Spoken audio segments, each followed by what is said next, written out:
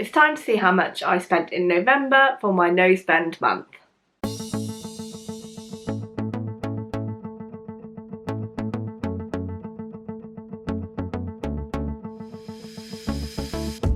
Hello, my name's Rachel. I do videos about decluttering, minimalism and my no spend year, and today we're going to talk about my no spend year and how much I spent in October.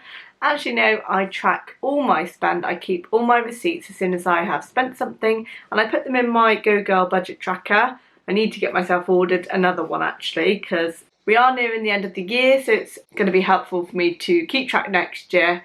And I need to decide whether or not I'm going to carry on my no spend months or not. What I do like though is that when I keep my receipts, I have a drawer in my front room that I collect my receipts in. I just put them in this on top of my budget planner, and then each week I go through it and then I mark everything off against 3 different categories. So it's spend, food and petrol, just so that I have a rough idea of what's going on each month. And the idea is that I can then keep track and see if I can stick to budget. So my general budget for spend is around 100, although that is debatable. Whether or not that's too much, too little in this day and age, I don't know. And yeah, maybe it is too much for a no spend, but you still need to be able to do daily things and activities. So it's whether or not that is enough or too much. I don't know. Let me know in the comments what you think on that one. For food, I budget around 70 a week, and it's really interesting to see how I get on each month as to whether or not I stick to budget. The last couple of months for food, I have definitely been better. My meal planning has been a bit more consistent, and because it's been busy, I've been less frequent to the shops. I've been a bit more on track, and it is working well for me, so that is good. And petrol, I also budget around £35–40 a week for that. Let's go straight into spend. So normally I say about £100. I did wonder whether or not it's worth putting it up, because I am trying to do more activities and book tickets to things for like events and theatres and stuff, so it means that it's tighter to keep to my budget. Or I can categorise it as in that's my spare money, and that's what I wanted to do, was to travel and have experiences with it. But yeah, so generally in my spend, I've kind of tracked things like gifts that I've given to people, stuff I bought for my son or me, like clothing, or any home activities, or socialising, like food out or drinks out, and as well as activities. So that is generally kind of how I have categorised the stuff that I'm tracking in my spend. Other stuff is not kind of tracked specifically in the spend. Okay, so let's have a look at spend for this month. And this is what I've tracked here.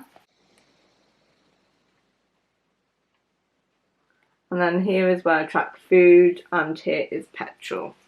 So as I said, £100 is usually how much I allocate for. This month I did decide that I wanted to do some kind of reorganising within my kitchen. So I'll show you some clips of what I've done. I've basically added in loads of food containers and like added baskets, just some real good storage solutions, so it's really quick and easy for me to grab stuff, because I just found that everything on the top shelf was really difficult to access, and then I wasn't using it, and I knew I had some bits that were up there that I haven't looked at in a long time, so I had a really good sort out.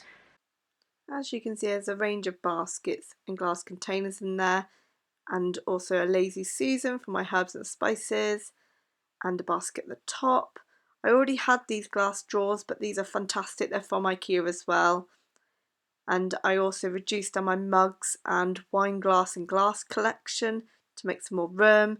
And then here are some plastic trays and another basket. So I have spent money on organising products, which is very rare for me. I don't like to do that, but I think kitchen is one of those areas that without the organising products, it's harder to make it work. So that means I have spent over my budget. So let's break down what I have spent this month. So I have done a couple of food treats where I've popped to the shop and got chocolate or little cakes or something. So I've definitely done a few of those. It's been, yeah, another few stressful weeks at school. Doesn't seem to be getting easier, but There we go. Homeware wise, this is where I spent my biggest chunk of money. I spent a good £80 odd in IKEA on storage stuff because I got the baskets and things. It does add up. And I also got some stuff on B&M storage wise, and that was about £15 as well. Did treat myself to a book. One of my favourite authors, Sophie Kinsella, brought out a new book, The Burnout, so I bought that, so that was £12. And I got some hooks to add some storage into my linen cupboard because there was space like on the walls but not being used. The shelves didn't come right up to the door, so I just thought if I put some hooks it means I could put some stuff in there so it's not in my wardrobe, and that makes it just a little bit more visually appealing in my wardrobe and easier to manage. So that's definitely made a difference. And I did buy some thermals ready for the winter because I didn't quite have what I wanted, because I wanted to have some black ones, some navy ones. I've already got cream. So, and they are expensive. They're like £16 each from M&S, but they are brilliant. They are the best thing, and I use them as layer tops most of the year round apart from when it's really hot. So for me it's really helpful to have that extra layer, and I do use them daily, so it's really important that I've got enough to be able to keep them turned over with washing, but also the mix of colours gives me that variation so that I know that I'm going to be warm without having to layer up on the thin flimsy tops that aren't really going to do the job. So that's going to make a big difference because it's all about comfort and coziness for winter. So in total I spent £188 and 12 pence, so it's definitely over budget, but it has made my life that little bit easier. The thermals are going to make my life easier, and the organisation in my kitchen is already making me feel 10 times better when I'm in that space and using it, and I can reach everything, I can get everything. So it has definitely been a worthwhile investment. Okay, let's talk about food. We've got 4 weekends within October, so that's meant I only needed a budget of £280, and generally I have stuck to budget, and I haven't even done that many additional shops like I used to do.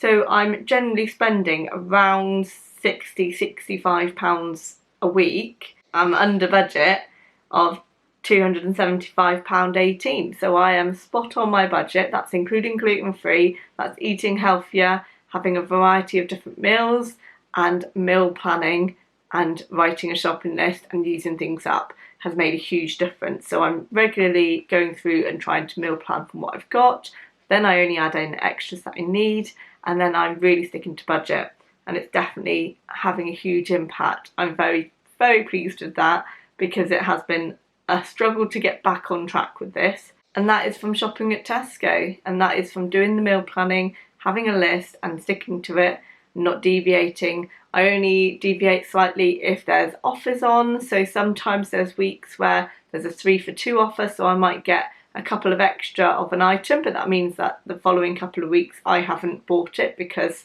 I didn't need to, because I kind of stocked up for the month but then used it within the month.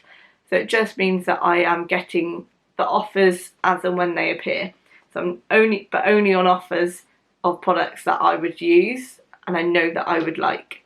So I'm really specific about what I choose. Let's talk about petrol. So again, 4 weeks. So we usually say about between 30 and 40, so £40 a month roughly, £40 a week roughly, which is 160, but I have spent 138 this month. So I'm generally between around £35 a week. So I'm pretty much on it with that. Petrol prices are roughly the same. They're in the 150s, up and down during the month. But generally I have stuck to budget. My plan now for November is to keep going with food and making sure that I'm on track. I've had to pay out lots on my car, so everything is very tight this month. I do have 4 weekends within the month, so I'm not having to do a 5-weekend month, which is always helpful. But it is my Christmas shopping month. Usually I try and get it done in September, but I am a little bit behind this year. So I think November needs to sort out Christmas, so I'll buy everything I need for Christmas. My son's got his budget, he knows he's got 150 and he gets to choose what he wants to have. So he's asked for a new phone, so I will make sure I get something that's within budget and what he wants. And then everybody else will ask what they will want, so that I'm not buying stuff that they don't need or it's not going to work for them or serve a purpose for them. So I will check in with them and check now what they want and make sure I've got that in advance of December. So then December can just be about enjoying the nice times and making sure that I am having fun and doing activities. Let me know if you are doing a no spend month or a no spend year and how you're getting on. Yeah, this is like almost the end of my third no spend year. This has probably been my spendiest year, but I am now back on track and I feel like everything is really thought through when I purchase. So I am thinking about conscious spending now. I feel like I've got that better minimalist mindset when it comes to purchasing. I shall be back for more videos soon. Take care. Bye.